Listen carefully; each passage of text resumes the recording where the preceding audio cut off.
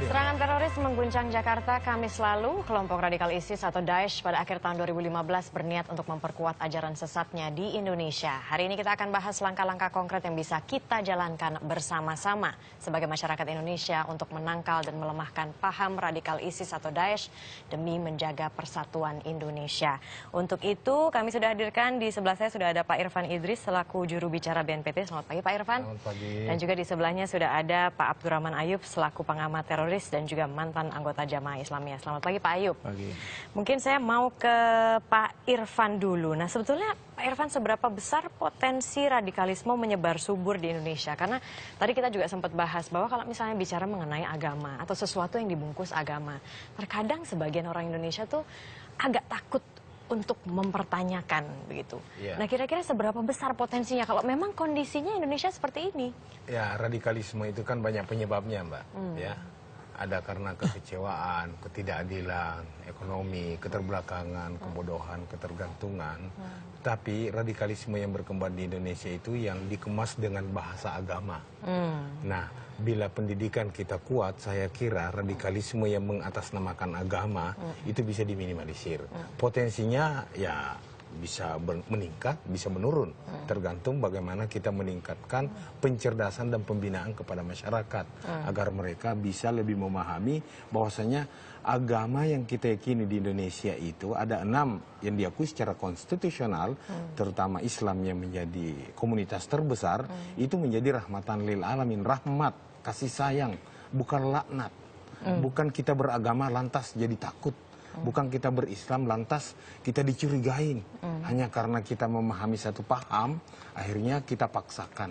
Ini yang tidak menguat di masyarakat kita.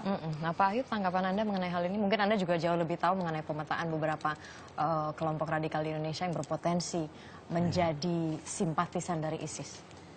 Ya, memang Indonesia ini spesial ya, secara sejarah memang dari sejak kemerdekaan sampai sekarang itu tidak lepas dari orang-orang yang berpahaman bahwa harus menegakkan Islam dengan versi mereka. Artinya mereka tidak menganggap ada negara Islam di dunia ini. Sehingga inilah yang muncul usaha-usaha doktrin dan rekrut untuk ke arah sana. Sampai sekarang mereka tidak menganggap adanya negara Islam. Oleh sebab itu setiap gerakan yang ada ataupun ide ketika memunculkan khilafah Islamnya itu akan langsung disambut. Berarti potensinya besar ISIS ini untuk menyebar besar. di Indonesia. Indonesia ini sangat besar secara sejarah maupun dari karakter kefahaman tadi, sebagaimana rendahnya kefahaman agama, terutama agama Islam ya. Dan ini saya rasakan dari SD, SMP sampai tingkat sekolah menengah kan kita nggak dapat yang namanya untuk menjawab apa itu baiat, apa itu hijrah. Istilah-istilah yang dalam Islam itu memang ada, tetapi mereka pakai untuk ke arah tujuan mereka. Nah, penyimpangan ini yang harus kita jawab di sekolah-sekolah sehingga kita mendapat porsi yang benar dari istilah-istilah Islam, tetapi porsinya yang salah selama ini. Itulah mudahnya direkrut. Ya. Berarti kalau bicara mengenai penyimpangan, Pak Ayub, paham ISIS ini kan jelas-jelas menyimpang. Nah, ciri-ciri penyimpangannya seperti apa agar masyarakat itu tahu, oh kalau misalnya udah kayak gini nih bau-baunya kayaknya nggak beres nih. Ya, yang pertama, ciri yang pertama mereka merasa mereka yang paling Islam, yang lain kafir. Orang di luar ISIS atau Daesh itu kafir.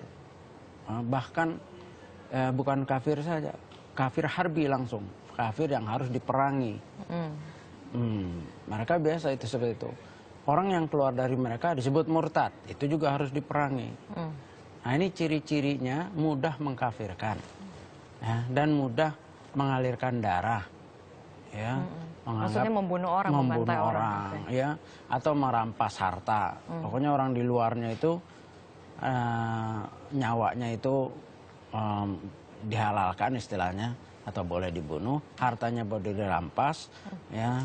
Bahkan kan ada belum lama ini saya dapat berita-berita dari seorang seorang pemuda yang sudah ikut Daesh atau ISIS itu menyembelih ibunya karena ibunya dianggap murtad, tidak mau ikut ISIS. Ibunya, barangkan kalau orang lain. Kalau ibunya saja yang melahirkan, yang membesarkan, itu disembelih. Itulah. Dan ini isyarat yang perlu kita perhatikan. Jangan sampai di Indonesia ini berkembang. Baik. Baik, nah tadi kan Pak Ayub sudah mengatakan bahwa di Indonesia ini akan sangat mudah sekali gitu loh paham seperti ini berkembang karena hal-hal yang sudah diungkapkan. Lantas bagaimana dari BNPT dan juga pemerintah agar ini tidak menyebar seperti kebakaran hutan gitu, maksudnya wildfire? Ya, baik. BNPT sebagai Badan Nasional Penanggulangan Teroris yang bertugas mengkoordinasikan penanggulangan dalam pencegahan, koordinasi penindakan dan kerjasama internasional, kita memiliki program pembinaan dan pemberdayaan namanya deradikalisasi. Deradikalisasi itu bisa sebagai sebuah strategi, bisa sebagai sebuah program. Jika dia menjadi strategi, dia itu adalah upaya menurunkan tingkat radikalisme seseorang atau sekelompok yang sudah terpapar paham radikalisme, paham radikal. Radikal sebenarnya bagus maknanya. Radikal itu berpikir secara komprehensif.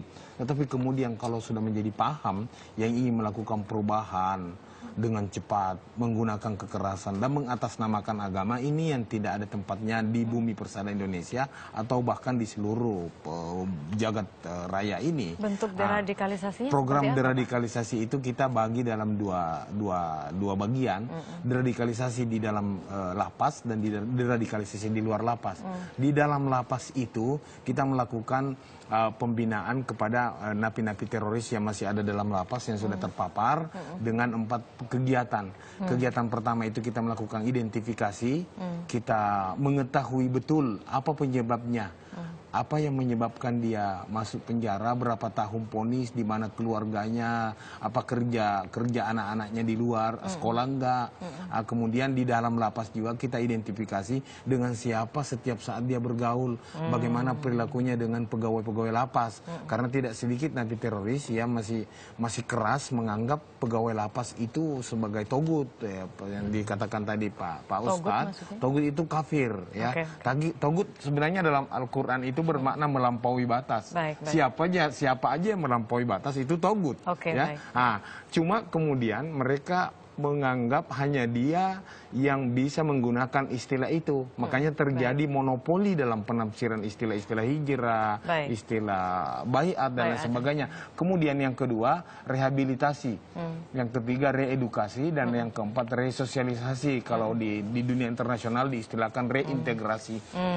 Rehabilitasi ini istilahnya kita konkretkan dari minus menjadi nol. Pada saat dia nol, kita reedukasi. Setelah direedukasi, dia siap kembali ke masyarakat. Itulah nanti yang akan kita tempatkan di pusat deradikalisasi yang ada di Sentul. Kita melakukan pembinaan. Kemudian lanjut, Mbak Marisa, di luar lapas, itu ada namanya deradikalisasi di luar lapas, 4 tahapan juga. Kita mengidentifikasi tentunya, kita harus melacak di mana dia berada, apa pekerjaannya setelah keluar. Sunakim alias Apip yang baru keluar dari Cipinang di penjara 7 tahun, itu kita sudah mengidentifikasi, tetapi memang sangat keras. Memang dia sudah mendukung ISIS, kemudian bersimpatisan kepada ISIS dan tidak mau mengikuti program-program kita. Cuma keburu keluar, kita belum selesai program, akhirnya dia melakukan lagi di luar. Tahapan kedua, pembinaan ke wawasan kebangsaan. Mindset mereka bahwasanya kita ini ada di Indonesia loh, kita tidak di negara lain, tidak negara orang. Ada Pancasila, ada 4 konsensus dasar berbangsa yang senapas dengan syariat Islam yang disampaikan tadi Pak Ustadz. Kemudian yang kedua, wawasan pembinaan keagamaan. Nah, di sini perlunya kita masuk konkretkan bahwasanya Islam itu tidak turun di ruangan hampa. Islam itu selalu mengakomodir budaya-budaya yang ada dan tidak bertentangan dengan prinsip dasar yang ada dalam konstitusi Al-Quran atau ajaran kitab suci Al-Quran. Kemudian yang keempat adalah wawasan pembinaan kewirausahaan. Nah, di sini yang sangat menyentuh mereka karena mereka keluar dari lapas kan jobless. Ya, nothing to do. Dikasih kerjaan. How to survive. Bagaimana dia? Bukan dikasih pekerjaan, tetapi dalam identifikasi tadi itu kita mencatat apa sih maunya. Dia dulu kerjanya misalnya menjual bakso. Kita latih, kita pelatih dan tidak sedikit napi seperti itu sekarang sudah settle dan sudah melakukan itu dan dia tidak mau, istilah mereka hidup segan mati tak mau. Oke, Ya, oke, baik. seperti itu. Nah, Pak Ayub, tadi Ya. kan sudah dipaparkan juga oleh Pak Irfan deradikalisasi. Nah, programnya sejauh ini seperti apa? Karena tadi juga sudah sempat diangkat bahwa Afif ini setelah keluar dari tahanan, ya dia balik lagi gitu loh, bahkan semakin ganas gitu. Nah, sebetulnya program deradikalisasi ini sudah berjalan dengan baik atau tidak? Ya, sebatas ini kita berlomba ya, berpacu antara kerja BNPT dan kita dengan orang-orang yang diaktifkan ikut membantu BNPT dengan mereka juga dalam menggarap. Nah, makanya kita sebetulnya tidak bisa menyerahkan bersendirian. BNPT harus dibangun, harus dibantu, disupport oleh segala lapisan dari masyarakat ini. Karena satu, ya masih muda kan BNPT itu, dan keterbatasan personal maupun dana ini juga menyangkut itu semua. Saya rasakan hasilnya ada, walaupun tidak maksimal, ya buktinya masih ada kan yang seperti ini. Karena gini, ketika ada misalkan orang yang baru lepas, dia kan harus kembali dulu ke rumah atau ke masyarakat dan seterusnya. Nah, saya pernah mengusulkan, awal-awal mendengar beberapa orang dilepaskan, itu sebetulnya saya sudah warning lah. Ini harusnya dikumpulkan dulu, kayak mantan Afgan kan ada perkumpulannya, Forum Komunikasi Alumni Afghanistan. Itu kita bisa komunikasi apa masalahnya, apa kekurangannya, apa yang kita mau ini. Dan teman-teman yang masih keras siapa saja kan bisa pendekatan. Nah, seharusnya juga kita ada seperti itu, alumni. Nah, kita kumpulkan, ya tentunya ini kan perlu kerja dan dana. Karena mengumpulkan orang-orang seperti itu tanpa juga ada modal kan tidak mungkin. Jadi ada wadahnya ya, seperti lembaga apa gitu kayak LSM dan seterusnya. Ini harus ada sehingga mereka itu terpantau. Nah, begitu terlepas, oh ini kasus ini selesai hukumannya, dikumpulkan, dikasih kegiatan. Itu harus di mana? Harus di bawah BNPT atau pemerintah membuat badan sendiri untuk? Nah itu, kalau soal itunya saya kurang tahu, tetapi itu ide yang harus dicermati lah. Mungkin BNPT bisa. Nah, tentunya kan setiap ada kegiatan ya tentu perlu konsekuensi seperti pendanaan, personal dan seterusnya. Nah ini yang kita perlu. Karena saya lihat Forum Komunikasi Alumni Afghanistan itu sangat positif. Bekerja? Ya, Semua 100% mereka kembali kegiatan. lagi. Maksudnya pencucian otak yang zaman dulu itu bisa hilang begitu Pak Ayub? Insya Allah pelan-pelan kan. Karena gini, ketika mereka kumpul, kan bertemu lagi yang sudah sadar, yang benar-benar sudah sadar, masih yang ada yang masih proses, atau masih yang radikal. Nah itu berkumpul. Ketika itu ada dialog. Karena begini Mbak, mantan itu kalau mendengar arahan, misalkan maaf ya, misalnya langsung dari MUI, dari Departemen Agama atau dari kiai-kiai, itu mereka nggak akan dengar. Mereka nolak langsung. Nolak, karena kan udah berbeda. Mereka nganggap togut. Bagaimana mau mendengarkan togut? Kan nggak mungkin. Tapi kalau dengan kita yang pernah sama-sama, itu masih ada mendengar, walaupun mungkin ada perdebatan apa. Ya, itu biasa proses. Nah, dari situ kita harap. Berapa tahun waktu itu? Maksudnya seseorang itu bisa kembali lagi dari radikal tidak radikal itu butuh proses berapa tahun? Ya, secara psikologis? ini karena doktrin dan keyakinan ya. Tidak mungkin semudah itu aja lepas. Tapi kan kita berusaha. Ya, berbeda masing-masing orang. Nah, ketika kami kunjungan dengan Pak Profesor Idris, dengan Syekh Ali Hasan Halabi ke penjara-penjara, terutama di Nusa Kambangan, itu ada. Dulu Anda seperti apa Pak Ayub? Ketika Anda gabung di NII yang sekarang menjadi JI itu kan tahun 82. Kemudian Anda keluar tahun 99 atau gitu. 2000 lah. Nah, bagaimana proses Anda bisa akhirnya keluar dari JI dan sekarang menjadi seorang pengamat teroris? Ya. Jadi perjalanan yang panjang itu justru saya ketika ditugaskan di Australia, kan saya sejak bergabung dengan NII 82, terus bergabung 86 dikirim ke Afghanistan, di Akmil, lulus Akmil, terus memimpin lagi bersama Abu Tolut sebagai komandan untuk orang-orang ini Indonesia. Kemudian ditugaskan lagi sekitar 5 tahun dari Sabah, Moro begitu, dan 5 tahun lagi ke Australia. Nah ketika di Australia justru saya ketemu dengan para tokoh ulama dari Madinah, ya, dari murid-murid Syekh bin Baz, murid-murid Syekh Muhammad Shalih Utsaimin, yang kalau Mbak pernah dengar Salafi, ya. Nah itu Salafi, mereka itu gencar untuk mendakwahkan, ya, bahwa Islam itu rahmatan lil alamin, kembali kepada Rasul, kembali kepada sahabat. Islam yang rahmat itu mereka selalu mendakwahkan. Saya termasuk salah satu yang didakwahkan. Ya kita ketika itu debat lah. Saya bilang mereka ini murjiah, saya dibilang khawarid. Akhirnya proses singkatnya, alhamdulillah, saya sadar bahwa perjalanan saya ini salah. Yang istilah bahasa syariatnya itu khawarid. Kelompok yang memang sudah disyaratkan oleh Rasulullah SAW tentang kesesatannya. Itu mudah mengkafirkan, mudah menghalalkan darah seseorang atau membunuh, dan menganggap orang di luar mereka adalah kafir yang harus diperangi. Walaupun itu keluarga. Nah ini, alhamdulillah atas izin Allah saya sadar. Nah, ketika itu justru saya di Australia sadarnya. Walaupun waktu itu masih harus disembunyikan, karena posisi saya kan petinggi JI, masa tobat. Malah petingginya begitu yang bertobat nanti. Akhirnya. Iya, jadi pelan-pelan.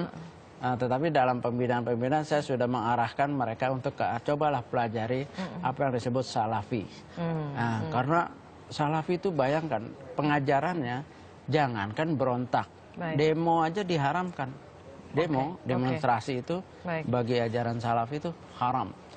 Dengan dalil-dalilnya. Baik, semoga apa yang terjadi pada Pak Ayub ini juga bisa terjadi pada pihak-pihak yang sekarang sedang mendapatkan paham radikal, galau gitu. Nah berarti kalau boleh menarik dari kata Pak Ayub, peran dari ulama-ulama yang memang punya kredibilitas itu penting untuk sangat besar, ulama-ulama yang moderat, yang bisa menjembatani antara anak-anak generasi kita yang lagi galau, mencari identitas diri sebagai sosok yang beragama dan sosok yang berbangsa.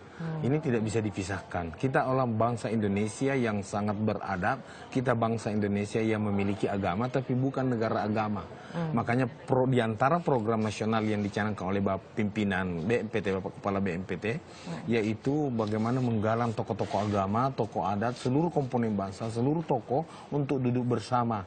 Bagaimana menyiapkan semacam menu yang siap saji oleh generasi kita, jangan menyantap menu yang siap saji yang menunya itu adalah ideologi ISIS. Wajar anak-anak kita butuh jati diri. Baik, terima kasih banyak Pak Irfan dan juga Pak Ayub sudah berbagi di sini. Dan berikutnya kami akan hadirkan informasi seputar penyelundupan TKI di bawah umur. Tetaplah di Indonesia Morning Show.